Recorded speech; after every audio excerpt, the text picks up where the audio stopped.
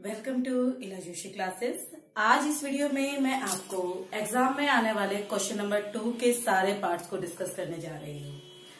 उससे पहले मैं आपको क्वेश्चन 2 में पूछे जाने वाली थ्योरी से रिलेटेड क्वेश्चंस भी डिस्कस करने जा रही हूँ। बेटा सबसे पहले बात करते हैं क्लास की। What is a class? Class is a user-defined data type which is used to group data and associated function into simple unit. And in other words, we can say that class is the group of objects which share common properties and behavior. For example, मैंने कहा class ABC, इसके अंदर हमने लिया XY। बेटा ये क्या कहलाएंगे आपके डेटा मेंबर, और इसके अंदर हमने फंक्शन डिफाइन किया void इनपुट, जिसमें हम x और y की वैल्यू को इनपुट करा रहे हैं, एक आउटपुट फंक्शन जिसमें हम x और y को डिस्प्ले करा रहे हैं। It is terminated bye semicolon. तो जो आपका इनपुट और आउटपुट फंक्शन है ये क्या है आपका? ये है फंक्शन, मेंबर फंक्शन। और एक्स वाई क्या है आपके? डेटा। तो हमने डेटा और फंक्शन दोनों को एक यूनिट के अंदर ग्रुप कर दिया है। तो यूजर डिफाइंड डेटा टाइप क्यों है? क्योंकि इसे हमने डिफाइन किया है, हमने बताया है कि हम क्लास के अंदर किसको ग्रुप करना चाहते हैं और उस डेटा के ऊपर हम क्या कैलकुलेशन परफॉर्म करना चाहते हैं। ठीक है बेटा, अब इस क्लास के मैं जितने भी ऑब्जेक्ट डिक्लेयर करूं, ऑब्जेक्ट क्या होता है? Object is a variable of class. Class के टाइप का हम जो वेरिएबल डिक्लेयर करते हैं उसे हम कहते हैं ऑब्जेक्ट। लाइक अगर मैं कहती हूं ABC M, तो M जो है वो क्या है? हमारा ऑब्जेक्ट है। किसके टाइप का? क्लास के टाइप का। तो हम इस क्लास के जितने भी ऑब्जेक्ट डिक्लेयर करेंगे उन सभी के पास कॉमन प्रॉपर्टीज होंगी। क्या क्या प्रॉपर्टीज होंगी? प्रॉपर्टी का मतलब होता है डेटा मेंबर, यानी M के पास भी XY होगा और M के पास भी XY होगा। Common properties and behaviour, behaviour मतलब फंक्शन। ये दोनों ऑब्जेक्ट के जो फंक्शन है वो कॉमन फंक्शन है, दोनों ही इनपुट भी करा सकते हैं और आउटपुट भी करा सकते हैं। इसलिए हम कह सकते हैं कि class is the group of object which share common properties and behaviour. और क्लास के टाइप का जो वेरिएबल होता है उसे हम कहते हैं ऑब्जेक्ट। अक्सर ये बात पूछी जाती है कि what is the difference between memory allocation of class and object. Remember one thing बेटा, at the time of class declaration memory is only allocated for member function. किसकी मेमोरी एलोकेटेड होती है? मेंबर फंक्शन के लिए। No memory is allocated for data member. इसीलिए at the time of class declaration हम class में किसी भी डेटा मेंबर को वैल्यू इनिशियलाइज नहीं कर सकते हैं। अगर मैं लिखती हूं int p equal to 10, it is wrong. Why it is wrong? क्योंकि वैल्यू इनिशियलाइज कर रहे हैं मतलब वैल्यू स्टोर कर रहे हैं, और वैल्यू स्टोर करने के लिए हमें किसकी रिक्वायरमेंट होती है? वेरिएबल की। और वेरिएबल मेमोरी में क्रिएट होता है और फिलहाल इसकी कोई मेमोरी नहीं है। इसीलिए at the time of class declaration हम किसी भी डेटा मेंबर को वैल्यू इनिशियलाइज नहीं कर सकते हैं। तो जब हम क्लास डिफाइन कर रहे हैं उस टाइम पर सिर्फ और सिर्फ किसकी मेमोरी एलोकेट होगी? मेंबर फंक्शन की। ठीक है, लेकिन जब हम ऑब्जेक्ट डिक्लेयर करते हैं at the time of object declaration memory is allocated for data member, no memory is allocated for member function। जब जब हम क्लास का ऑब्जेक्ट बनाएंगे तब तब उनके पास अपने अपने सेपरेट डेटा मेंबर्स की कॉपी क्रिएट होगी, मेंबर फंक्शन की कोई मेमोरी एलोकेट नहीं होगी। अगर इस क्लास के मैं 5 ऑब्जेक्ट डिक्लेयर करती हूं तो 5 बार x और y की मेमोरी एलोकेट होगी, लेकिन मेंबर फंक्शन की सिर्फ मेमोरी एक बार ही एलोकेट होगी, क्योंकि क्लास सिर्फ एक बार बनी है। बार बार हम सिर्फ क्या करते हैं? उसके ऑब्जेक्ट डिक्लेयर करते हैं। ठीक है, आपके एग्जाम में एक 4 मार्क्स का क्वेश्चन आता है क्लास डिफाइन करने का। बेटा ये क्वेश्चन बहुत ही इजी होता है। आपको सिर्फ करना क्या होता है एग्जाम में जो आपको क्वेश्चन आया है उसे सिर्फ आपको C++ में ट्रांसलेट करके लिखना होता है। जितना कहा गया है सिर्फ उतना करना है, उससे एक्स्ट्रा करने की रिक्वायरमेंट नहीं होती है। थोड़ा सा केयरफुली होकर हमें सॉल्व करना होता है। जो क्वेश्चन मैं डिस्कस कर रही हूँ वो क्वेश्चन ऑलरेडी मैं आपको सेंड कर चुकी हूँ, तो आप क्वेश्चन वहां से कंसीडर कीजिएगा।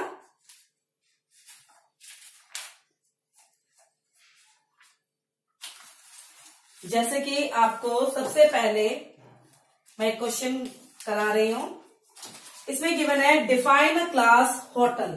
आपको क्या बनानी है? एक क्लास होटल। यहां से हमें पता चल गया कि क्लास को हमें क्या नाम देना है? होटल। अब बेटा क्लास के अंदर जो हमें मेंबर ग्रुप करने होते हैं उन्हें हम डिफाइन करते हैं कर्ली ब्रेसेस के अंदर। अब इन्होंने डेटा मेंबर्स बताए हैं प्राइवेट सेक्शन में। प्राइवेट मेंबर इंडिकेट करने के लिए हमें प्राइवेट कीवर्ड लिखना होगा और साथ में देना होगा कॉलन। बेटा एक बात याद रखिएगा, कर्ली ब्रेसेस सिर्फ क्लास के लिए होते हैं, फंक्शन के लिए होते हैं, सेक्शन के लिए कर्ली ब्रेसेस नहीं लगाए जाते हैं।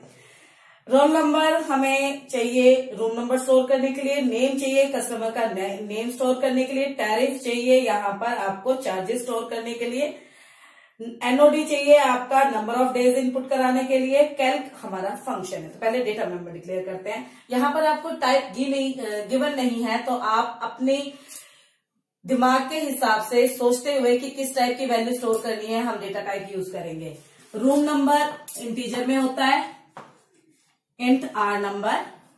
बेटा नेम होगा आपका स्ट्रिंग के लिए कौन सा डेटा टाइप होता है?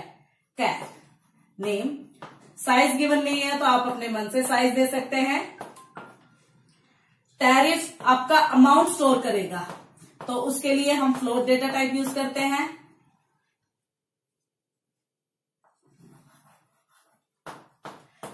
इसके बाद बेटा एनओडी नंबर ऑफ डे आपके जो होते हैं वो विदाउट सेक्शन होते हैं, तो इंट डेटा टाइप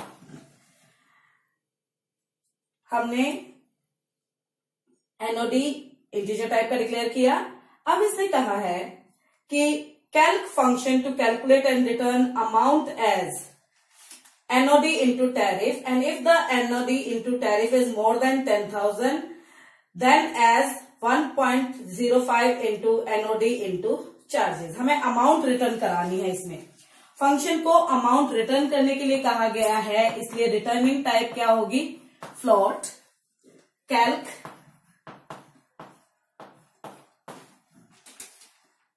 इसके अंदर हमने एक फ्लोट अमाउंट वेरिएबल डिक्लेयर कर लिया है, क्योंकि क्वेश्चन में तो गिवन है नहीं कि आपको अमाउंट नाम का कोई वेरिएबल डिक्लेयर करना है। यहां पे हमने क्या किया? हमने कहा amount equal to NOD into tariff. अब हम देखेंगे कि अगर ये जो अमाउंट है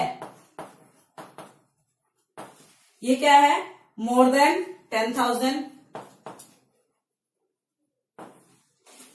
तो हमें रिटर्न करना है क्या? अमाउंट को हमें रिटर्न करना है 1.05 से इंटू करके रिटर्न। भाई एनओडी इंटू टैरिफ तो ऑलरेडी अमाउंट के पास ही है ना, तो हम कहेंगे रिटर्न 1.05 इंटू एएमटी। और अगर कंडीशन फॉल्स है तो जो अमाउंट है वही रिटर्न करना है, रिटर्न एएमटी। इस फंक्शन में हमें इतना ही करने के लिए कहा गया है। आगे कहा है प्राइवेट मेंबर्स ओवर हो गए, अब आपका पब्लिक मेंबर्स इंडिकेट करना है। आप देख सकते हैं कि फिलहाल हमारे बोर्ड पे स्पेस नहीं है तो इसे रद्द करना है, बट याद रखिएगा बेटा इसी के आगे हम कंटिन्यू करेंगे और क्लास आपकी ओपन है, क्लोज नहीं हुई है। सारे मेंबर जब हम डिक्लेयर कर लेंगे उसके बाद ही आपकी क्लास क्लोज होगी, उससे पहले हम क्लास को क्लोज नहीं करेंगे। इस पार्ट को मैं रद्द कर रही हूं।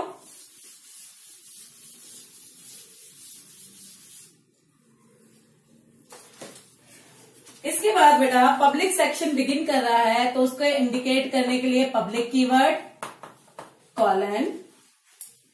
आपको एक फंक्शन बनाना है चेक इन, जिसमें हम room number, name, tariff and number of day input कराएंगे। तो हमें सिर्फ इनपुट कराने के लिए कहा गया है, रिटर्न करने के लिए नहीं कहा गया है, इसलिए फंक्शन का रिटर्निंग टाइप हम क्या यूज करेंगे, वॉइड। फंक्शन का नाम क्वेश्चन में गिवन था, से आउट एंटर डिटेल,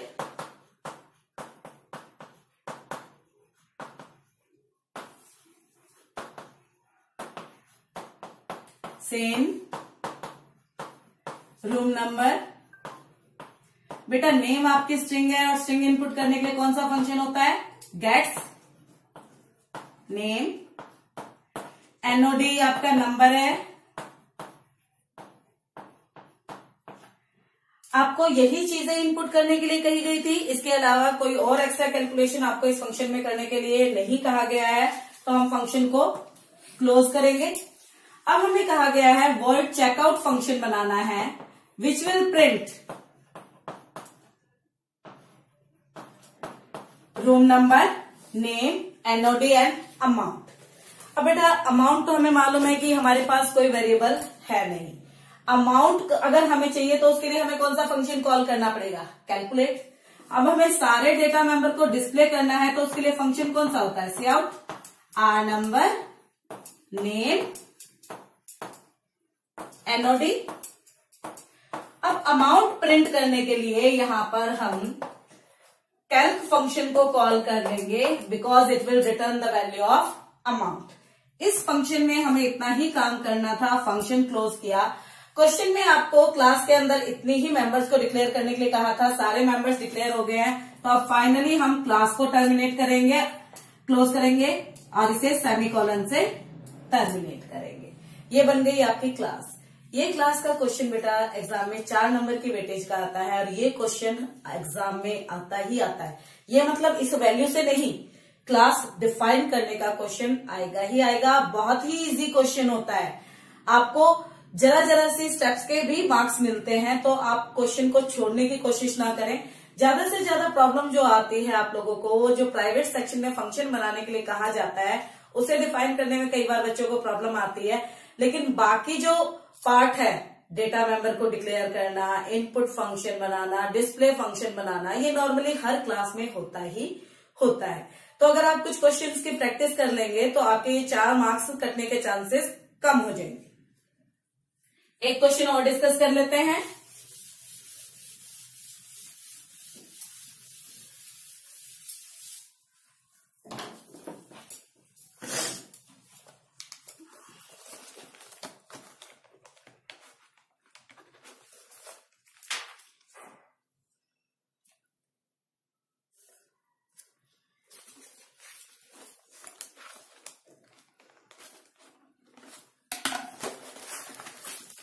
आपसे कहा है define a class item in C++।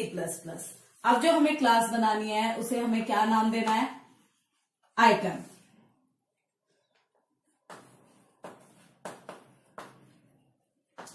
Again class के मेंबर्स को ग्रुप करने के लिए कर्ली ब्रेसेस।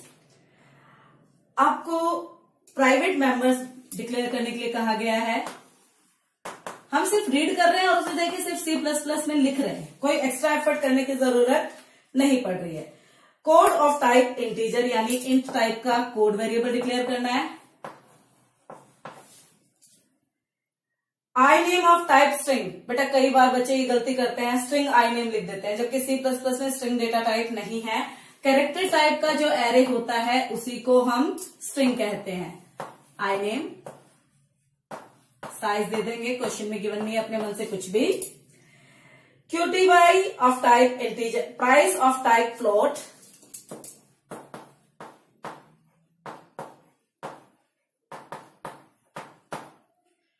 इंटीजर टाइप का QTY, offer of type float.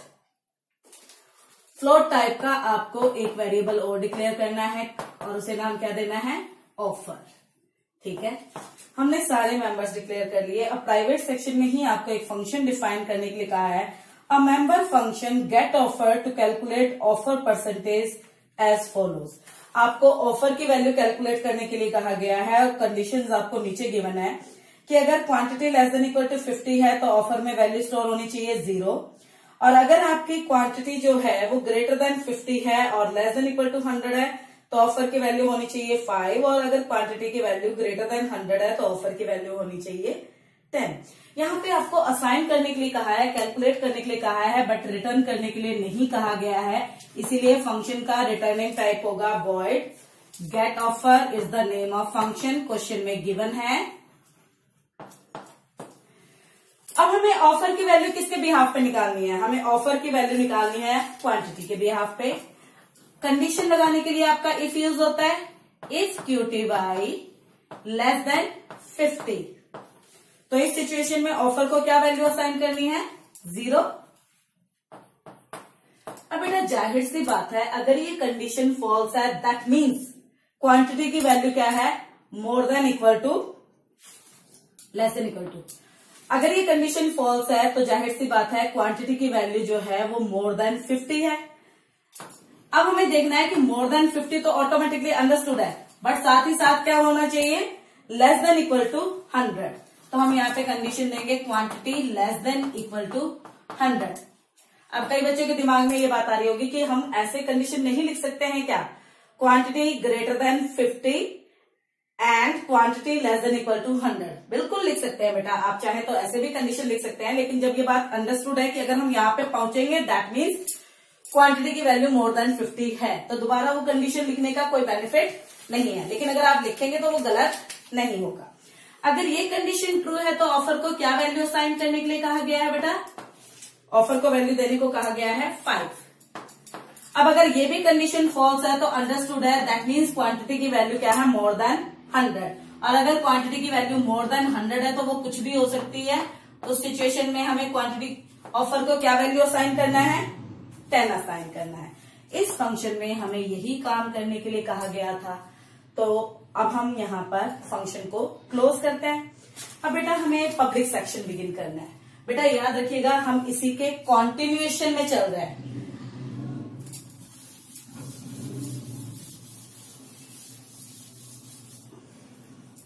Public section begin करने के लिए कीवर्ड यूज होगा पब्लिक। अब पब्लिक सेक्शन में आपको फंक्शन बनाने के लिए कहा गया है a function get stop to allow user to enter value for code I name price QTY and call function get offer void what is the name of function? Get stock।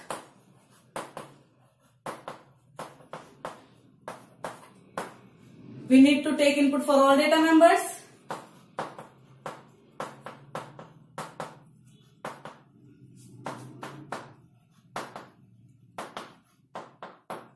Same code. बेटा I name तो हमारा string है, उसके लिए gate function use कर लेंगे।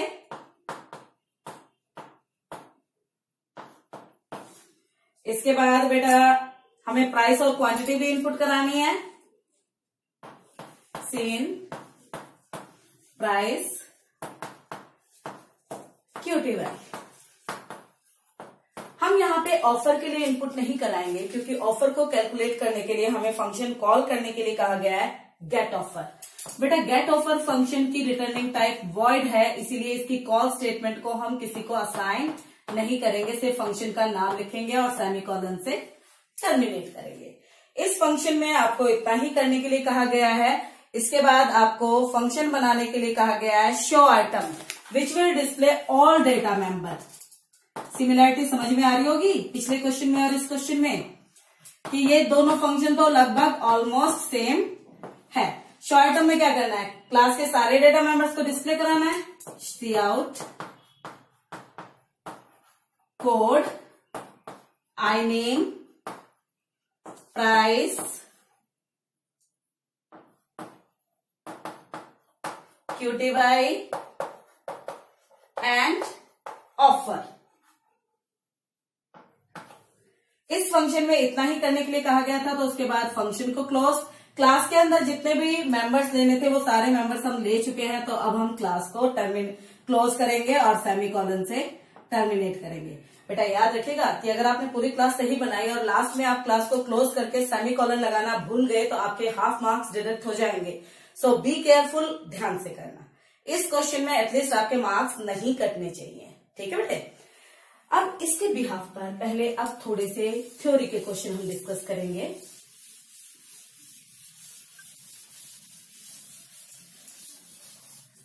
बेटा हम ये बात जानते हैं कि C++ is an object oriented language.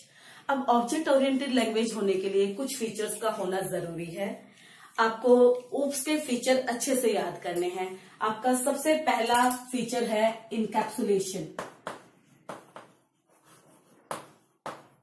Exam में अगर आपके पास इससे रिलेटेड थ्योरी का क्वेश्चन आता है तो बेटा याद रखिएगा आपको साथ में एग्जाम्पल जरूर देना है। अब इनकैप्सुलेशन क्या होता है?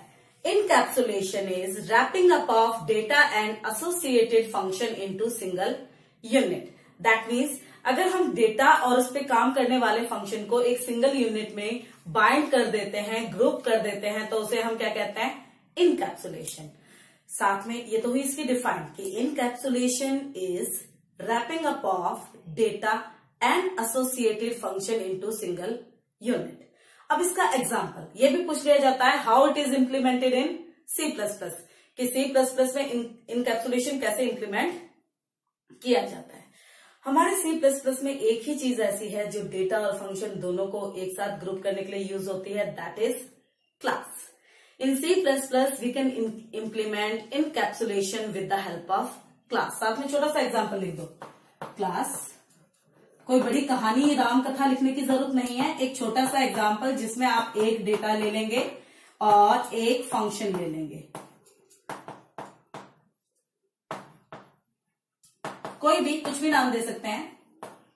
फंक्शन इंडिकेट करने के लिए इसके नाम के साथ आपका पैरेंथेसिस आता है।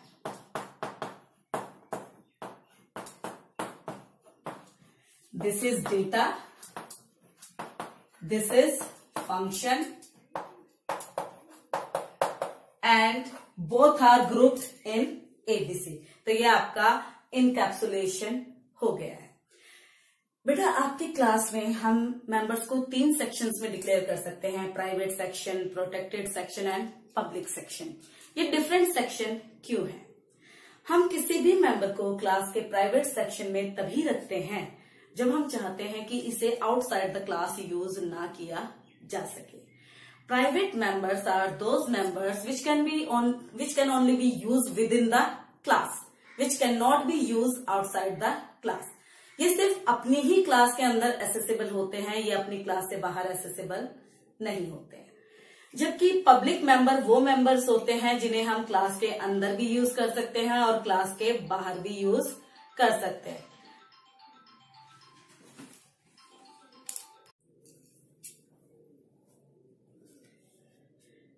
Public members are those members of class which can be used inside the class and outside the class। यानी उन्हें हम क्लास के अंदर भी यूज कर सकते हैं और बाहर भी यूज कर सकते हैं। जो हमारा प्रोटेक्टेड सेक्शन होता है, प्रोटेक्टेड का मतलब है protected members are accessible within the class as well as in the derive class, but they are not accessible outside the class. यानी प्रोटेक्टेड मेंबर को क्लास के अंदर यूज किया जा सकता है, और अगर ऐसी क्लास है जिसने इस क्लास को इनहेरिट किया है तो ड्राइव क्लास के अंदर भी बेस क्लास के प्रोटेक्टेड मेंबर को एक्सेस किया जा सकता है, लेकिन ड्राइव क्लास से बाहर और बेस क्लास से बाहर आपके प्रोटेक्टेड मेंबर को एक्सेस नहीं किया जा सकता है। ठीक है। अब बात करते हैं सेकंड फीचर की of OOPs, that is abstraction.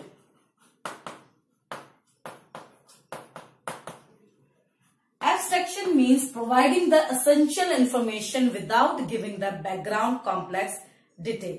यानी यूजर को उतनी इंफॉर्मेशन देना जितना उसके लिए जानना जरूरी है, और बाकी जितनी भी बैकग्राउंड कॉम्प्लेक्स डिटेल है वो उससे क्या कर देना?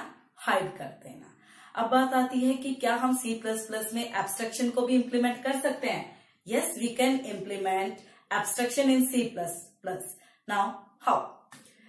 अभी मैंने आपको बात बताई थी कि क्लास के अंदर हमारे डिफरेंट सेक्शन होते हैं, private, public. Anything which you want to hide from the user we can put in the private section of the class, and the things which you want to share with outer world of the class we can put them in the public section of class. That means abstraction can be implemented with the help of private and public section of the class। ठीक है। हमारा next जो oops concept है that is polymorphism.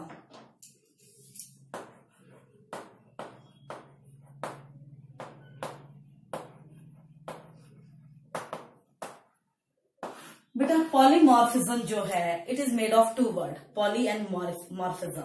Poly means many and morphism means forms, many forms. The same thing may be exist in more than one form.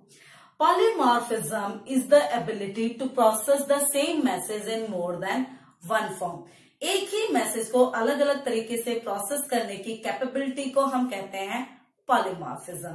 Like आप लोगों ने देखा है कि एरिया सर्कल का भी होता है, ट्रायंगल का भी होता है, बट शेप के अकॉर्डिंगली एरिया की कैलकुलेशन डिफरेंट डिफरेंट होती है। यानी वो शेप के accordingly area message differently act करता है। तो सेम यही चीज होती है पॉलीमॉर्फिज्म कि it works differently. Now how it is implemented in C++।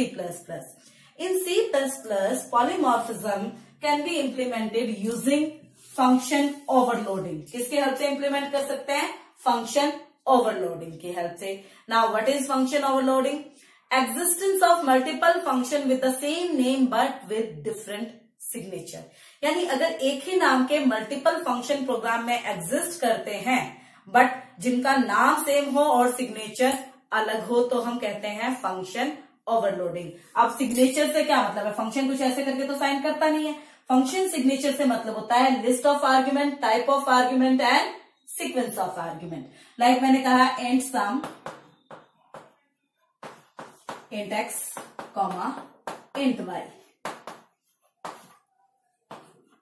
This is your list of argument. एक और फंक्शन बनाया मैंने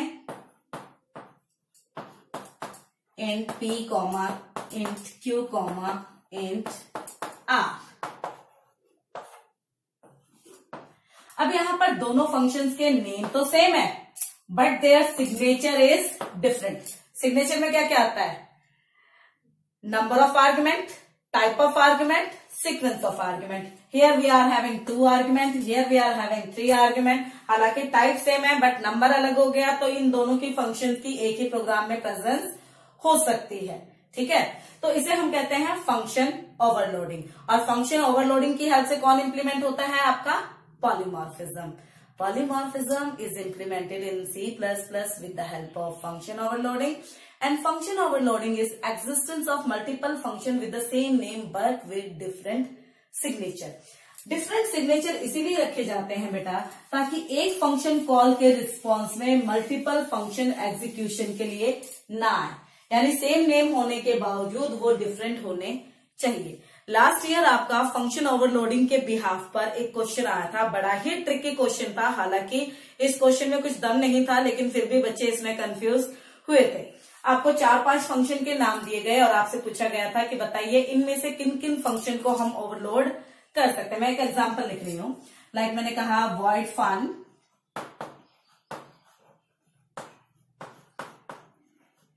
int A, void fun int a char c, void fun char c int a। ठीक है, मैंने कहा void fun int a equal to 0, void fun int ampersand a। अब आपसे पूछा जा रहा है कि बताइए इनमें से किन किन फंक्शन को हम एक साथ प्रोग्राम में यूज कर सकते हैं, बना सकते हैं, किसके साथ कॉन्फ्लिक्ट अराइज नहीं होगा। पहला फंक्शन, ये तो अकेला ही अभी फिलहाल हो जाएगा, अपलोड आपका यूज कर पाएंगे। यहां पर ये एक नंबर रिसीव कर रहा है, ये एक नंबर और एक कैरेक्टर रिसीव कर रहा है, ये भी ओवरलोड हो जाएगा। यहां पर ये 2 आर्ग्यूमेंट है सेम, वैसे ही एक कैरेक्टर और एक इंट। टाइप सेम हो रही है बट सीक्वेंस अलग हो रहा है, पहले कैरेक्टर आ रहा है और फिर इंट आ रहा है, यानी ये भी ओवरलोडिंग में यूज हो जाएगा। ठीक है, अब जैसे ही हम इस फंक्शन पे आते हैं बेटा, देखिए ये डिफॉल्ट आर्ग्यूमेंट है। डिफॉल्ट आर्ग्यूमेंट है यानी ये विद और विदाउट दोनों तरीके से काम करेगा। विद आर्ग्यूमेंट में इसका कॉन्फ्लिक्ट इससे हो जाएगा, क्योंकि ये फंक्शन भी एक नंबर के साथ काम करेगा और ये फंक्शन भी एक नंबर के साथ काम कर सकता है। तो जैसे ही आपका कंपाइलर इस पॉसिबिलिटी को डिटेक्ट करेगा, इट विल कॉज एरर। यहां पर एरर क्यों आ रहा है? क्योंकि एक फंक्शन की कॉल के रिस्पॉन्स में ये दोनों फंक्शन एग्जीक्यूशन के लिए एलिजिबल होंगे। साथ ही साथ ये बात याद रखिए, ओवरलोडिंग हमेशा number of argument, type of argument and sequence of argument पे होती है। बाय वैल्यू और बाय रेफरेंस के बिहाफ पे ओवरलोडिंग नहीं हो सकती। अगर आप ये सोचिए कि ये एक वैल्यू रिसीव कर रहा है और एक रेफरेंस रिसीव कर रहा है तो ओवरलोडिंग हो जाएगी। It is not possible. अगर हमने ये फंक्शन बना लिया है तो इसके साथ हम इन फंक्शंस को नहीं बना सकते हैं, बट ये तीनों फंक्शन एक साथ आपके प्रोग्राम में प्रेजेंट हो सकते हैं। तो जब भी आपसे इस तरह के क्वेश्चन पूछे जाएं तो आप इस बात पे जरूर ध्यान दें कि कौन से फंक्शंस की कॉलिंग एक दूसरे के साथ कॉन्फ्लिक्ट अराइज कर सकती है। पॉलीमॉर्फिज्म भी हो गया आपका। इनहेरिटेंस भी आपका UPS का कॉन्सेप्ट है, बट वो तो हम सेपरेटली चैप्टर 6 में डिस्कस करने वाले ही हैं। तो पहले अब हम डिस्कस करेंगे फंक्शन ओवरलोडिंग के बिहाफ पर आउटपुट कैलकुलेशन। इस बार का जो लेटेस्ट सैंपल पेपर है उसमें भी आपको फंक्शन के बिहाफ पर, फंक्शन ओवरलोडिंग के बिहाफ पर आउटपुट कैलकुलेशन कही गई है। इसमें भी होगा, रुको मैं देखती हूँ मिल जाता है तो। Wait for a while.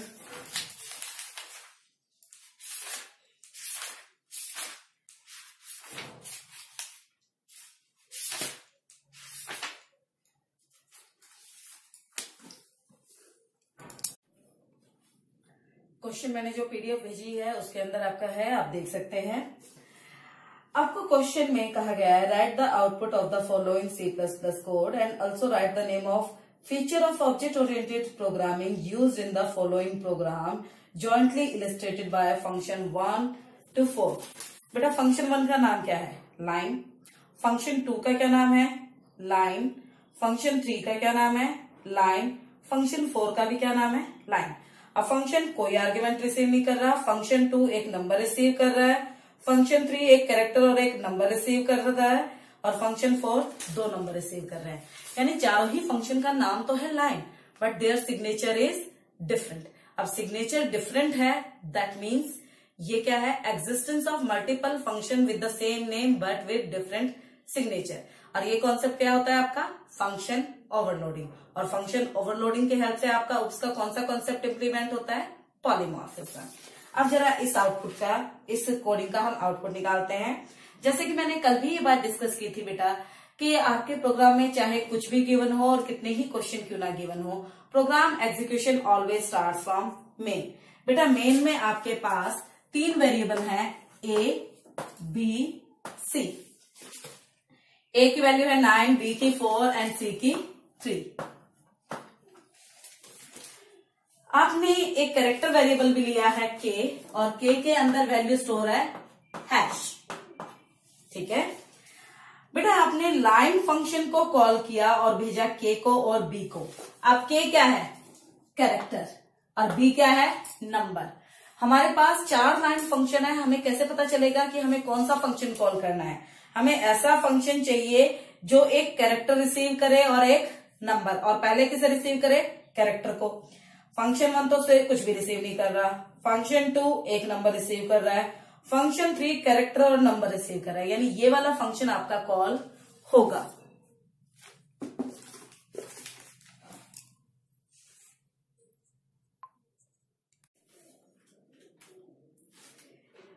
तो हमारा फंक्शन कॉल होगा फंक्शन 3, क्योंकि ये एक कैरेक्टर और एक नंबर रिसीव कर रहा है।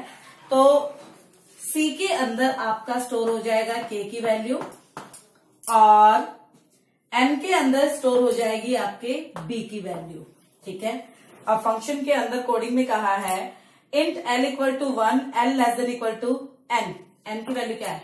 4, और कितने तक जाएगा? एल, तब तक एक एक का इंक्रीमेंट होगा, यानी 1 से लेकर 4 तक आपका लूप चलेगा और एक एक का इंक्रीमेंट होगा। तो टोटल ये लूप कितनी बार चलेगा? 4 बार, और चारों बार आप क्या प्रिंट करेंगे? हैश।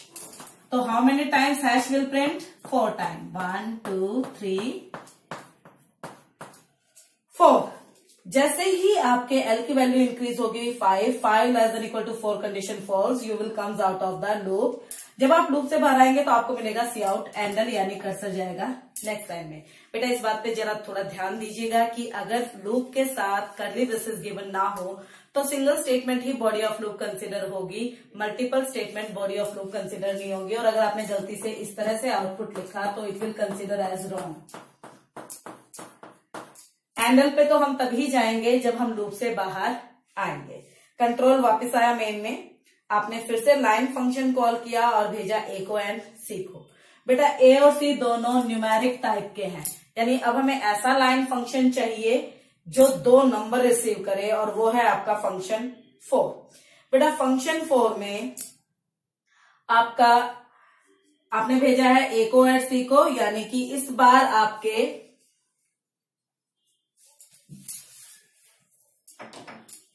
एम के अंदर वैल्यू कॉपी होगी ए की और एन के अंदर वैल्यू कॉपी होगी सी की, ठीक है। एल का लूप बिगिन होगा 1 से और कहां तक जाएगा, लेस देन एन तक। 1 लेस देन 3 कंडीशन ट्रू, सी आउट एम इंटू एल, 9 1 जा 9। एल की वैल्यू इंक्रीज होके हो गई 2,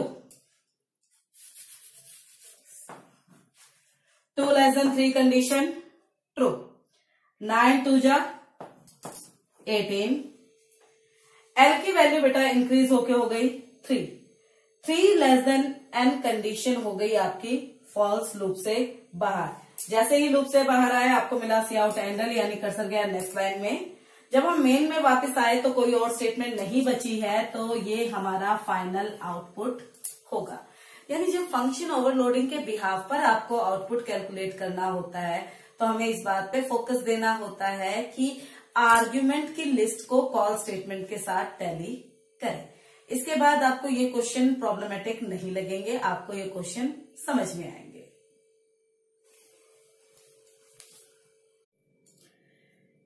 चलिए बेटा अब मूव करते हैं नेक्स्ट टॉपिक पे।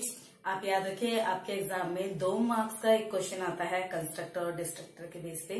तो पहले अब जरा एक बार हम फटाफट से कंस्ट्रक्टर और डिस्ट्रक्टर डिस्कस कर लेते हैं। बेटा constructor and destructor function both comes under the category of manager function, they have some specific purpose.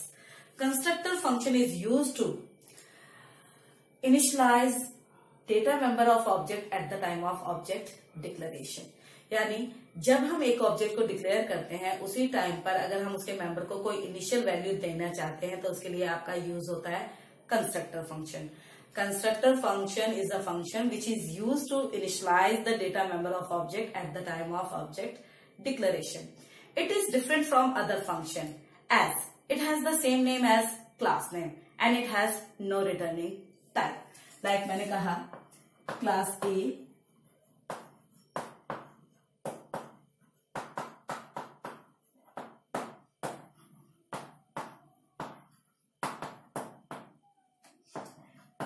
Function का नाम और क्लास का नाम एग्जैक्टली सेम है और इसका कोई रिटर्निंग टाइप नहीं है, तो ये क्या कहलाएगा आपका कंस्ट्रक्टर। और इसके अंदर हम क्लास के डेटा मेंबर को वैल्यू इनिशियलाइज कर सकते हैं।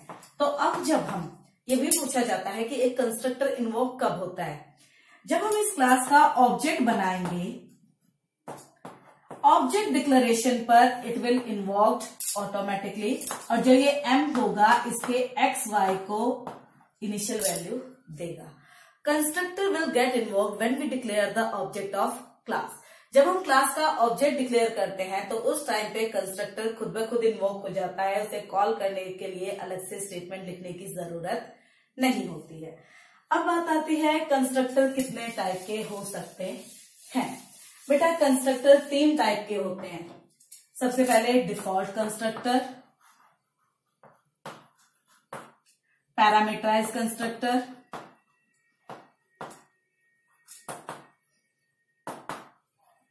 And copy constructor.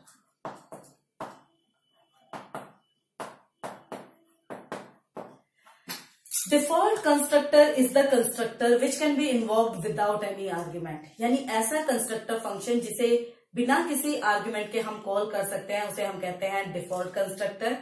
Parameterized constructor is the constructor which can not be invoked without argument, जबकि copy constructor is the constructor which is used to create copy of one object into another object at the time of declaration. यानी हम एक object के declaration के time पर ही उसे दूसरे object की वैल्यू से असाइन करना चाहते हैं, तो उसके लिए यूज होता है आपका copy constructor. Copy constructor is different from other functions, other constructor. Why so? Because it receive the object of its own class using by reference method.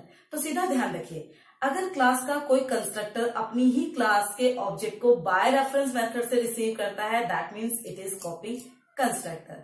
अब तीनों के एग्जांपल, अभी जो हमने कंस्ट्रक्टर डिस्कस किया था बेटा, दैट वाज डिफॉल्ट कंस्ट्रक्टर, क्योंकि वो कोई आर्ग्यूमेंट रिसीव नहीं कर रहा था। फिर से देख लेते हैं। Class A int X Y, public section में हमने कहा A. It is a constructor and it is not receiving any argument, hence it is default constructor. A int p comma int q. This is the constructor which cannot be invoked without argument, तो ये कहलाएगा आपका parameterised constructor.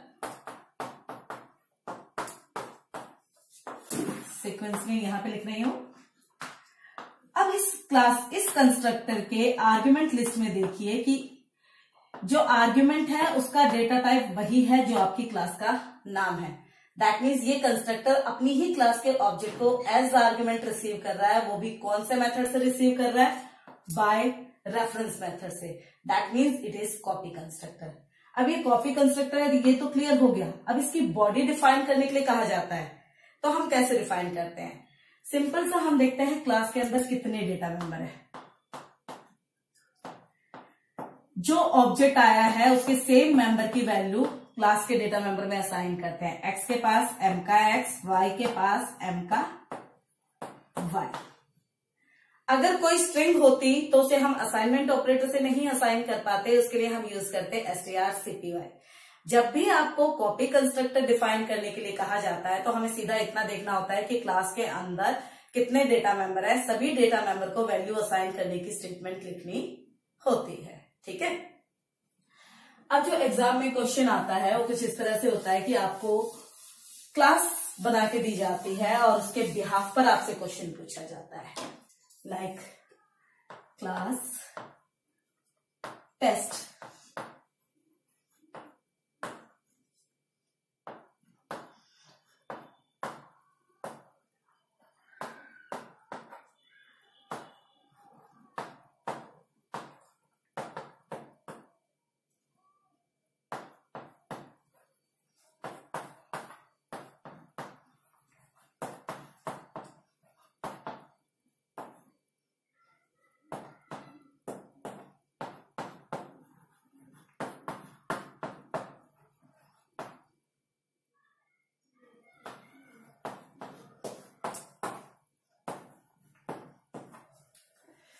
ठीक है। अब इसके behalf पे अगर मैं कहती हूं which concept of oops is illustrated by function 1, function 2 and function 3। आप देखिए बेटा, तीनों ही कंस्ट्रक्टर हैं बट तीनों के सिग्नेचर अलग है। कंस्ट्रक्टर भी क्या है? एक फंक्शन ही होता है। Existence of multiple function with the same name, इसी वीडियो में डिस्कस किया था मैंने आपसे। फंक्शन ओवरलोडिंग, फंक्शन ओवरलोडिंग से क्या होता है आपका? पॉलीमॉर्फिज्म। यहाँ पे हम इसे फंक्शन ओवरलोडिंग की बजाय कंस्ट्रक्टर ओवरलोडिंग भी कह सकते हैं, क्योंकि इस टाइप के फंक्शन को हम स्पेसिफिकली कंस्ट्रक्टर कहते हैं। ये पूछा जा सकता है कि क्या एक क्लास में मल्टीपल कंस्ट्रक्टर हो सकते हैं? Yes, there may be any number of constructor but their signature must be different. अब बात आती है, एक तो ये पूछा जा सकता है कि ये उप्स का कौन सा कॉन्सेप्ट इंप्लीमेंट कर रहे हैं। दूसरा, आपको इन कंस्ट्रक्टर्स को इन्वोक करने की स्टेटमेंट लिखने के लिए कही जा सकती है। लाइक अगर मैं कहती हूँ write a statement to invoke function 2। अब फंक्शन 2 कंस्ट्रक्टर है और क्या रिसीव कर रहा है? एक नंबर। कंस्ट्रक्टर कॉल कब होता है? जब हम क्लास का ऑब्जेक्ट डिक्लेयर करते हैं। मैंने क्लास के टाइप का ऑब्जेक्ट डिक्लेयर किया आर। अगर मैं कोई वैल्यू ना दूं तो ये क्या किसको कॉल करेगा? डिफॉल्ट कंस्ट्रक्टर यानी फंक्शन 1 को। लेकिन मुझे किसको कॉल कराना है? फंक्शन 2 को। फंक्शन 2 एक नंबर रिसीव कर रहा है, तो ऑब्जेक्ट के साथ अगर मैं उस टाइप की वैल्यू एसोसिएट कर दूं जिस टाइप का कंस्ट्रक्टर रिसीव कर रहा है, तो वही कंस्ट्रक्टर इन्वोक होगा। अगर कॉपी कंस्ट्रक्टर को इन्वोक करने की स्टेटमेंट लिखने को कहा जाए, बेटा सीधा याद रखो, copy constructor get invoked when we declare an object and assign it to the other object of the same class. यानी अगर मैं क्लास का एक नया ऑब्जेक्ट डिक्लेयर कर रही हूं, से एम, और उसे एग्जिस्टिंग ऑब्जेक्ट को असाइन करूं, तो कॉपी कंस्ट्रक्टर खुद ब खुद कॉल हो जाएगा। इस स्टेटमेंट को हम कुछ इस तरह से भी लिख सकते हैं, टेस्ट ऑब्जेक्ट के साथ हमने आर को दे दिया, आर क्या है, क्लास का ऑब्जेक्ट, तो ऐसा कौन सा कंस्ट्रक्टर है जो क्लास के ऑब्जेक्ट को ही रिसीव कर रहा है, that is our copy constructor. ठीक है, कॉपी कंस्ट्रक्टर की बॉडी डिफाइन करने के लिए मैं पहले ही बता चुकी हूँ, बेटा याद रखिएगा, वो आपसे इस तरह से कहा जाएगा एग्जाम में, right the definition of function 3, और मेरे प्यारे बच्चे लिखना स्टार्ट कर देंगे। It is copy constructor. It is used to create copy of one object into another object of the same class. But बेटा आपको इसमें शून्य मिलेगा, क्योंकि जब आपसे फंक्शन की डेफिनेशन कही जा रही है, यानी इसकी बॉडी के बारे में बात हो रही है। मैंने अभी रूल बताया था ना कि हम सीधा देखेंगे कि क्लास के अंदर कितने डेटा मेंबर है और सभी डेटा मेंबर को असाइन करने की स्टेटमेंट लिखेंगे। फॉर एग्जाम्पल, वॉइड कंस्ट्रक्टर का कोई रिटर्निंग टाइप नहीं होता है, याद रखिएगा बेटा। क्लास तो यहाँ पे ओवर हो चुकी है, यानी फंक्शन मैं क्लास से बाहर डिफाइन कर रही हूँ, तो इसका सिंटेक्स होता है क्लास का नाम, स्कोप ऑपरेटर, फंक्शन का नाम।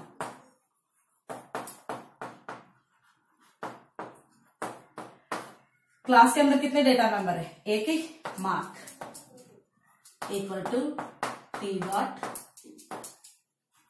मार्क। ठीक है, अब बचा एक क्वेश्चन, दैट इज डिस्ट्रक्टर।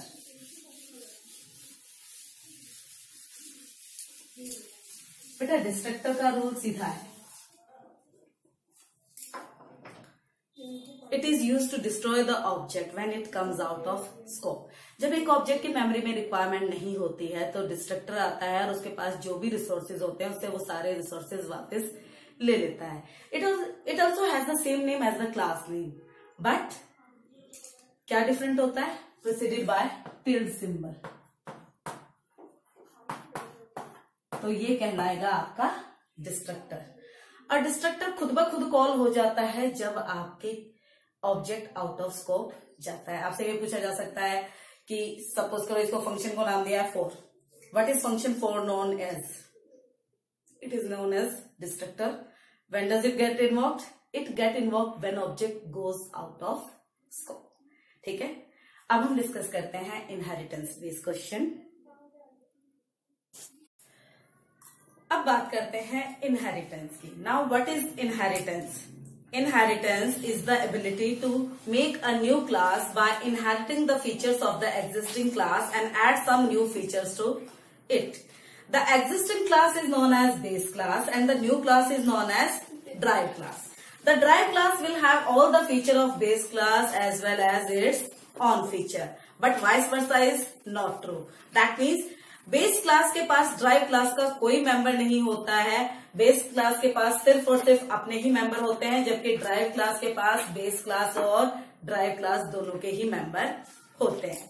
बेटा जो इनहेरिटेंस होता है ये 5 टाइप्स का होता है। सबसे पहले बात करते हैं सिंगल इनहेरिटेंस की, जहां पर एक बेस क्लास है और एक ड्राइव क्लास है। इस टाइप के इनहेरिटेंस को हम कहते हैं सिंगल इनहेरिटेंस। हमें कैसे पता चलता है? से क्लास बी है और इसके साथ इनहेरिट लिस्ट में किसी का कोई नाम गिवन नहीं है, that means it is independent class. मैंने कहा क्लास डी पब्लिक बी। अब क्लास डी की इनहेरिट लिस्ट में बी क्लास का नाम गिवन है, that means D is the derive class and B is the base class. और इस पूरे एग्जाम्पल में सिर्फ एक बेस क्लास है और एक ही ड्राइव क्लास है, तो ये किस टाइप का इनहेरिटेंस है? आपका सिंगल इनहेरिटेंस है। ठीक है। The second type of inheritance is multiple inheritance. When a class inherits the properties from more than one base class, then it is known as multiple inheritance. Class A, Class B, C inherit properties from both class A and class B. That means C is having two base classes. That means it is multiple inheritance. अब coding देख के हमें कैसे पता चलेगा कि ये multiple inheritance है? अगर एक क्लास की इनहेरिट लिस्ट में एक से ज्यादा क्लास का नाम गिवन होता है तो उसे हम कहते हैं मल्टीपल इनहेरिटेंस. लाइक क्लास ए है, क्लास बी है. आप देख सकते हैं इन दोनों क्लासेस का आपस में कोई लेना देना नहीं है, इनकी इनहेरिट लिस्ट एम्प्टी है. लेकिन जब क्लास सी बनी तो इसकी इनहेरिट लिस्ट में पब्लिक बी कॉमा पब्लिक ए दो बेस क्लासेस का नाम गिवन है. दैट मीन्स सी के पास दो क्लासेस की प्रॉपर्टीज इनहेरिट हो रही हैं, तो ये किस टाइप का इनहेरिटेंस कहलाएगा? आपका multiple inheritance.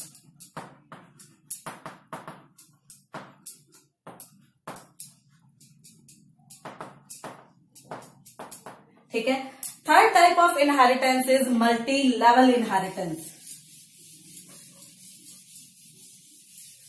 When a derived class is further derived by any other derived class, then it is known as multi-level inheritance. अगर हम सिंपल शब्दों में कहें तो अगर एक derived क्लास किसी दूसरी क्लास के लिए as a base class work करती है तो इसे हम कहते हैं multi level inheritance. Like A को इनहेरिट किया बी ने और बी को फर्दर इनहेरिट कर लिया सी ने. तो बी की बेस क्लास कौन है? ए. और बी की ड्राइव क्लास कौन है? सी.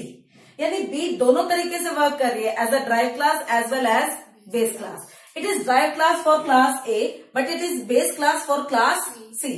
That means one derive class is working as a base class for any another derive class. ठीक है. इसे हम कोडिंग में किस तरह से इलिस्ट्रेट करते हैं? Class A is inherited by class B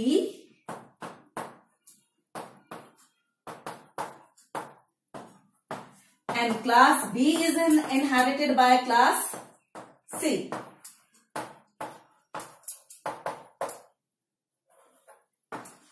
आप देख सकते हैं पहले A को इनहेरिट किया B ने और B को इनहेरिट किया C ने. तो this type of inheritance is known as multi level inheritance. Fourth type of inheritance is known as hierarchical inheritance. When the same base class is inherited by more than one derived class, then it is known as hierarchical inheritance. एक class है A.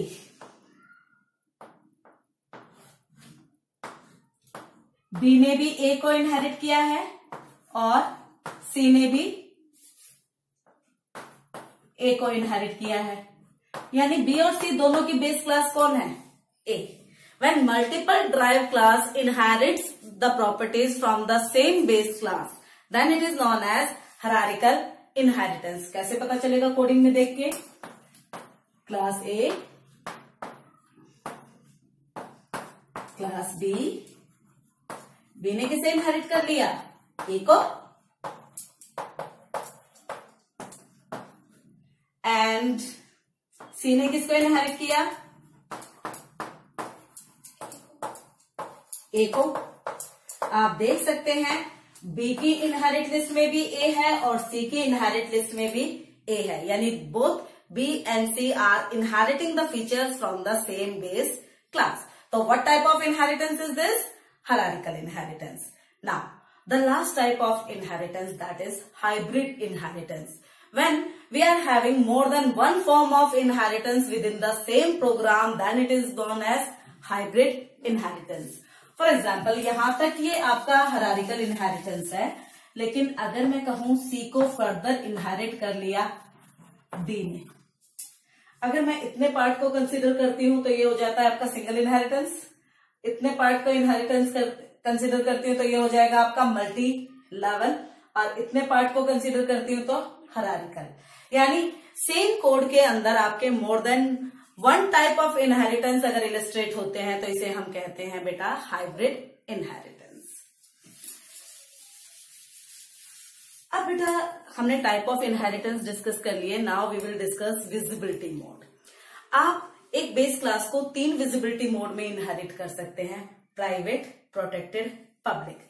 अब इनका impact क्या होता है? Private भी inherit कर सकते हैं, प्रोटेक्टेड भी इनहेरिट कर सकते हैं एंड पब्लिक भी इनहेरिट कर सकते हैं। देखो बेटा, जब हम प्राइवेटली इनहेरिट करते हैं तो बेस क्लास के सारे मेंबर, चाहे वो प्राइवेट हो, चाहे वो प्रोटेक्टेड हो, चाहे वो पब्लिक हो, all member directly goes to private section of derive class. लेकिन बेस क्लास के प्राइवेट मेंबर ड्राइव क्लास के अंदर एसेसेबल नहीं होते। मैंने इसी वीडियो में ये बात डिस्कस की थी कि private members are only accessible within their own class, they are not even accessible in the derive class. तो प्राइवेट मेंबर बेस क्लास के कभी भी ड्राइव क्लास के अंदर एसेसेबल नहीं होंगे। प्रोटेक्टेड एंड पब्लिक मेंबर बेशक ड्राइव क्लास के प्राइवेट सेक्शन में गए हैं, बट ये वहां पर एसेसेबल होंगे। प्रोटेक्टेड इनहेरिटेंस में क्या होगा? बेस क्लास के प्राइवेट मेंबर जाएंगे ड्राइव क्लास के प्राइवेट सेक्शन में और अगेन ये एसेसेबल नहीं होंगे। प्रोटेक्टेड एंड पब्लिक दोनों जाएंगे आपके प्रोटेक्टेड सेक्शन में। ठीक है, दोनों में डिफरेंस क्लियर हो रहा है। प्राइवेट विजिबिलिटी में सारे मेंबर ही कहां पे गए थे? प्राइवेट में। जबकि प्रोटेक्टेड इनहेरिटेंस में बेस क्लास के प्राइवेट मेंबर जाएंगे प्राइवेट में, प्रोटेक्टेड और पब्लिक जाएंगे ड्राइव क्लास के प्रोटेक्टेड सेक्शन में। और जब हम बात करते हैं पब्लिक इनहेरिटेंस की, तो प्राइवेट मेंबर प्राइवेट में बट एसेसेबल नहीं होंगे, प्रोटेक्टेड में एसेसेबल होंगे, पब्लिक में एसेसेबल होंगे। आप देख सकते हैं कि अगर मैंने प्राइवेट विजिबिलिटी मोड में क्लास को इनहेरिट किया है और मैं ड्राइव क्लास का कोई ऑब्जेक्ट बनाती हूं, तो बेटा ये ऑब्जेक्ट बेस क्लास के किसी भी मेंबर को एक्सेस नहीं कर पाएगा, क्योंकि ऑब्जेक्ट सिर्फ कौन से मेंबर को एक्सेस करता है? पब्लिक को। एंड यू कैन सी आपके बेस क्लास का कोई भी मेंबर ड्राइव क्लास के पब्लिक सेक्शन में नहीं गया है, यानी ड्राइव क्लास का ऑब्जेक्ट बेस क्लास के किसी भी मेंबर को एक्सेस नहीं कर पाएगा। Same with the protected section, object protected member को भी एक्सेस नहीं कर सकता है। आपकी बेस क्लास के कुछ मेंबर तो गए प्राइवेट में और कुछ चले गए प्रोटेक्टेड में। पब्लिक सेक्शन में अभी भी बेस क्लास का कोई भी मेंबर नहीं गया, यानी still we are not able to access any member with the help of derive class object of base class. But you can see in public visibility mode, public member of base class will become the public member of drive class. That means drive class object can access the public member of its base class. ठीक है, अब ये basic rule आपको याद रखना है। इसके बाद बेटा मैं आपको कुछ इंपॉर्टेंट रूल्स डिस्कस कर रही हूं इनहेरिटेंस से रिलेटेड जो क्वेश्चन आता है उसके बारे में। देखो बेटा, सबसे पहले आपसे ऑब्जेक्ट का साइज कैलकुलेट करने के लिए कहा जा सकता है कि पर्टिकुलर क्लास के ऑब्जेक्ट का साइज कैलकुलेट करो। अब साइज तो बेटा तुम तब कैलकुलेट करोगे ना जब तुम्हें डेटा टाइप का साइज पता हो। तो एक बार सारे डेटा टाइप का साइज रिकॉल कर लो। कैरेक्टर का साइज होता है 1 बाइट पर कैरेक्टर, इंट का साइज होता है 2 बाइट, फ्लोट का साइज होता है बेटा 4 बाइट, लॉन्ग का साइज होता है 4, लॉन्ग इंट का भी साइज होता है 4, long and long int both are same. Double का साइज होता है बच्चे 8 बाइट एंड लॉन्ग डबल का साइज होता है 10 बाइट। ऑब्जेक्ट का साइज कैलकुलेट करने के लिए आपको ये डेटा टाइप का साइज मालूम होना बहुत जरूरी है। अब उसके बाद हम देखते हैं कि जिस क्लास के ऑब्जेक्ट का साइज कैलकुलेट करने के लिए कहा गया है वो बेस क्लास का ऑब्जेक्ट है या फिर ड्राइव क्लास का। क्योंकि अगर बेस क्लास का ऑब्जेक्ट है तो बेस क्लास के ऑब्जेक्ट के साइज के अंदर सिर्फ और सिर्फ अपनी ही क्लास के सारे मेंबर का साइज इंक्लूसिव होता है, no matter it is given in private section, protected section और इन पब्लिक सेक्शन। ऑब्जेक्ट के पास अपने क्लास के सारे मेंबर का साइज इंक्लूसिव होता है। लेकिन अगर मेरा ऑब्जेक्ट बेस क्लास का ना होकर ड्राइव क्लास का ऑब्जेक्ट है तो बेटा याद रखिए ड्राइव क्लास के पास अपने सारे मेंबर का साइज इंक्लूसिव होगा प्लस अपनी बेस क्लास के भी सारे मेंबर का साइज इंक्लूसिव होगा, no matter in which visibility mode you inherit the class. चाहे आपने कैसे भी इनहेरिट किया हो, ड्राइव क्लास के ऑब्जेक्ट के साइज के अंदर अपने भी सारे मेंबर का साइज इंक्लूसिव होगा और अपनी बेस क्लास के भी सारे मेंबर्स का साइज इंक्लूसिव होगा। फॉर एग्जाम्पल क्लास ए है, इसके अंदर मैंने एक स्ट्रिंग डिक्लेयर की है। अगर कोई सेक्शन गिवन ना हो तो बाय डिफॉल्ट ये प्राइवेट सेक्शन कंसीडर होता है, ठीक है।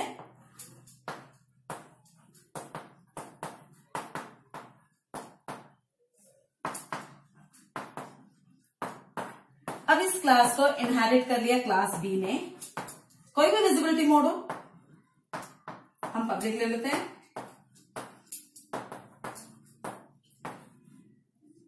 इसके अंदर इसने अपना पर्सनल एक डिक्लेयर किया।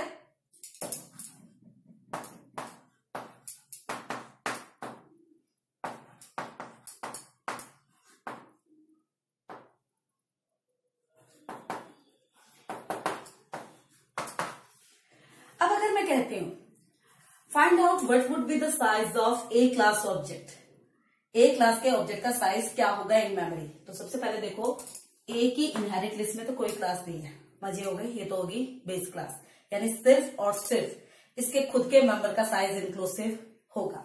अब वो कैसे देखेंगे, पहले तो ये पहचानना स्टार्ट करो कि डेटा मेंबर कौन होते हैं। जिन मेंबर के नाम के साथ पैरेंथेसिस नहीं होते वो डेटा मेंबर कहलाते हैं, इतनी सीधी सी पहचान रखो। और जिनके साथ पैरेंथेसिस होते हैं वो क्या होते हैं, फंक्शन, ठीक है। कैर नेम 30, एक कैरेक्टर कितनी बाइट लेता है 1, तो 30 कैरेक्टर कितनी बाइट लेंगे 30। इंट एम, इंटीजर कितने बाइट लेता है 2 बाइट, तो क्लास ए के ऑब्जेक्ट का साइज कितना होगा 32 बाइट्स। सेम इसी तरह से अगर मैं कहूं what would be the size of object of class B. अब जब हम क्लास बी को देखते हैं तो पता चलता है कि इसने तो ए को इनहेरिट किया है।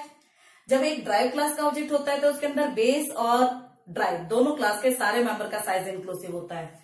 ए के मेंबर का साइज तो हमने पहले से कैलकुलेट किया हुआ है। अब इसके सेल्फ का साइज ले लेते हैं। Int A5 array of 5 element of integer type, 5 2 जा 10, 1 float variable, it will be 46 bytes. ज्यादा मुश्किल नहीं है, बिल्कुल सिंपल सा है। डेटा टाइप का साइज याद रखो और ये रूल याद रखो, बेस क्लास के पास सिर्फ और सिर्फ अपने मेंबर का साइज इंक्लूसिव होता है, चाहे वो मेंबर किसी भी सेक्शन में क्यों ना डिक्लेयर हो। सेम ऐसे ही ड्राइव क्लास के पास अपने सारे मेंबर का साइज और बेस क्लास के सारे मेंबर का साइज इंक्लूसिव होता है। इस पे प्राइवेट प्रोटेक्टेड पब्लिक का इंपैक्ट नहीं होता है, ठीक है। ऑब्जेक्ट का साइज कैलकुलेट करना आ गया। नाउ नेक्स्ट इज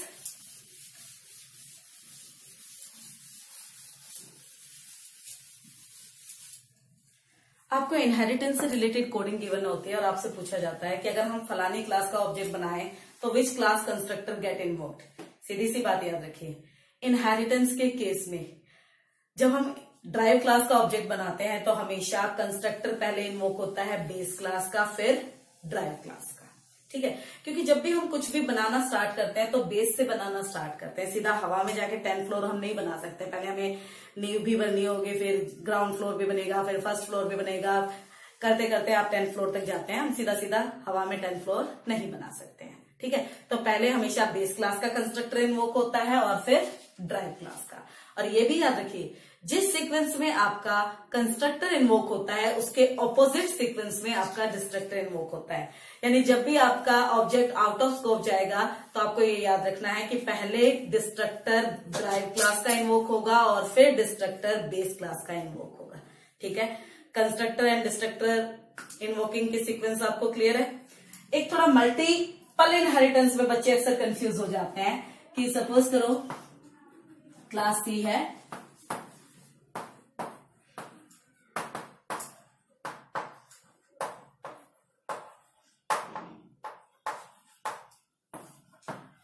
आपसे पूछा जा रहा है कि अगर हम सी क्लास का ऑब्जेक्ट बनाए तो which class constructor get invoked first. अब सी के पास तो 2 बेस क्लास है ना, पहले तो बेस क्लास का है, लेकिन बेस क्लास में से भी किसका, द फर्स्ट क्लास नेम, जिसका नाम इनहेरिट लिस्ट में पहले गिवन होगा, पहले उस बेस क्लास का कंस्ट्रक्टर इन्वोक होगा, यानी पहले बी का, फिर ए का, एंड आफ्टर दैट सी का। ठीक है, destructor invocation, constructor invocation clear. Next rule, आपसे कहा जाएगा विच members accessible by the object of class. एक पर्टिकुलर क्लास का ऑब्जेक्ट कौन कौन से मेंबर को एक्सेस कर सकता है। बेटा ऑब्जेक्ट के रिगार्डिंग अपने दिमाग में ये बात अच्छी तरह से फिट कर लीजिए कि object can only access the public member of its own class, and if base class is inherited in public visibility mode then public member of its base class. यानी ड्राइव क्लास का object अपनी class के खुद के public member को access करेगा, और अगर बेस क्लास पब्लिकली आई होगी ओनली देन ये अपनी बेस क्लास के पब्लिक मेंबर को भी एक्सेस कर पाएगा, अदरवाइज एक्सेस नहीं कर पाएगा। ठीक है, कई बार आपसे पूछा जाता है मेंबर फंक्शन के थ्रू एक्सेसिबिलिटी। बेटा मेंबर फंक्शन के थ्रू एक्सेसिबिलिटी में भी रूल याद रखिएगा, एक क्लास का मेंबर फंक्शन अपनी क्लास के सारे मेंबर को एक्सेस कर सकता है, सारे मतलब प्राइवेट, प्रोटेक्टेड, पब्लिक। और member function of a class can access all the member of its own class and protected and public member of its base class in any visibility mode. visibility mode चाहे कोई भी क्यों ना हो, derived class का member function अपनी class के सारे मेंबर को एक्सेस करेगा और अपनी बेस क्लास के सिर्फ और सिर्फ प्रोटेक्टेड एंड पब्लिक मेंबर को एक्सेस करेगा। ठीक है, ये रूल भी क्लियर हो गया। अब कई बार क्या होता है, क्वेश्चन में कहा जाता है right the name of data member, और मेरे प्यारे बच्चे डेटा और फंक्शन दोनों लिख के आ जाते हैं। बेटा याद रखिएगा, जब डेटा का नाम कहा जाए तो सिर्फ डेटा, जब मेंबर फंक्शन का नाम कहा जाए तो सिर्फ फंक्शन, और जब सिर्फ कहा जाए right the name of member, उस सिचुएशन में हम डेटा और फंक्शन दोनों का नाम लिखते हैं। ठीक है, अब बात करते हैं बेटा,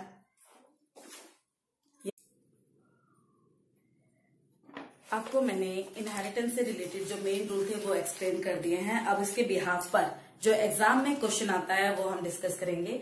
मैं पहले ही बता चुकी हूँ कि इस वीडियो में मैं जिन क्वेश्चंस को डिस्कस कर रही हूँ वो वीडियोस मैंने ऑलरेडी आपको पीडीएफ फॉर्म में भेज चुकी हूँ, तो क्वेश्चन वहां से देखिएगा। क्वेश्चन में आपको एक क्लास रेगुलर गिवन है, एक क्लास डिस्टेंस गिवन है, एक क्लास है कोर्स जिसने रेगुलर और डिस्टेंस दोनों को इनहेरिट किया है। और अब इसकी कोडिंग के बिहाफ पर आपसे 4 क्वेश्चन पूछे गए हैं। पहला क्वेश्चन है which type of inheritance is shown in the above example. आप देख सकते हैं क्लास है रेगुलर, क्लास है डिस्टेंस, इन दोनों का आपस में कोई लिंक नहीं है। इसके बाद कोर्स ने दोनों को इनहेरिट किया है, यानी कोर्स की मोर देन 1 बेस क्लास है, इसीलिए ये किस टाइप का इनहेरिटेंस होगा, मल्टीपल इनहेरिटेंस होगा। ठीक है, क्वेश्चन नंबर 1 के question number 1 clear. Now part 2, write name of all member function accessible from out course function of class course. बेटा मेंबर फंक्शन के थ्रू एक्सेसिबिलिटी पूछी है। अब किस क्लास के मेंबर फंक्शन के थ्रू, क्लास कोर्स की। अभी मैंने रूल बताया था कि member function of a class can access all the member of its own class as well as protected and public member of its base class. ठीक है, तो आउट कोर्स क्लास के सारे मेंबर फंक्शन देखते हैं। क्लास कोर्स के अंदर आपका 2 फंक्शन है, इन कोर्स एंड आउट कोर्स, तो हम सिर्फ इन कोर्स लिखेंगे क्योंकि आउट कोर्स के थ्रू तो एक्सेसिबिलिटी पूछी है। सिर्फ फंक्शन का नाम लिखना है क्योंकि क्वेश्चन में फंक्शन ही कहा गया है। इसके बाद इसकी 2 बेस क्लास हैं, तो दोनों बेस क्लासेस के प्रोटेक्टेड और पब्लिक सेक्शन के फंक्शन देखेंगे। सबसे पहले चलते हैं क्लास रेगुलर में। क्लास रेगुलर में 2 फंक्शन है, इन रेगुलर, आउट रेगुलर। याद रखिएगा सिर्फ प्रोटेक्टेड एंड पब्लिक सेक्शन देखना है बेस क्लास का, प्राइवेट सेक्शन का कोई फंक्शन ना ले। In regular, out regular. अब देखते हैं दूसरी class, that is distance. Distance के अंदर भी पब्लिक सेक्शन में 2 फंक्शन है, इन डिस्टेंस, आउट डिस्टेंस।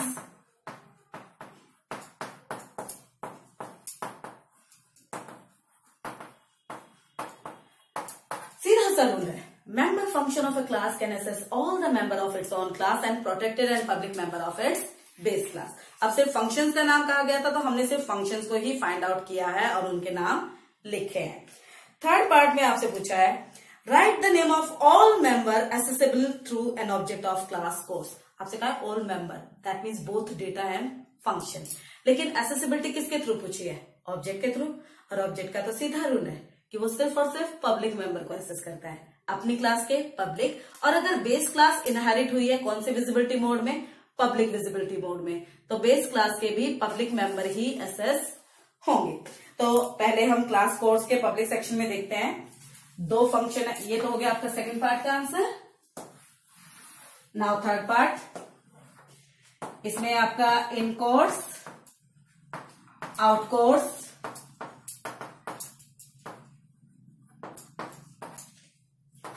अब इसकी बेस क्लासेस देखिए। भाई डिस्टेंस तो इनहेरिट हुई है प्राइवेटली, यानी उसके तो किसी भी मेंबर को ये एक्सेस नहीं करेगा।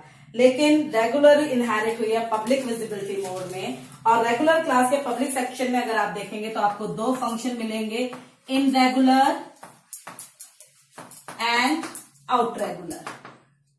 So this will be the answer of third part. Okay. Now in fourth question we have asked, is function in regular is accessible in function in distance? बेटा in regular है आपका regular के अंदर और in distance function है आपका distance के अंदर, और इन दोनों क्लासेस का आपस में कोई लिंक नहीं है, तो हम कहेंगे no, it is not accessible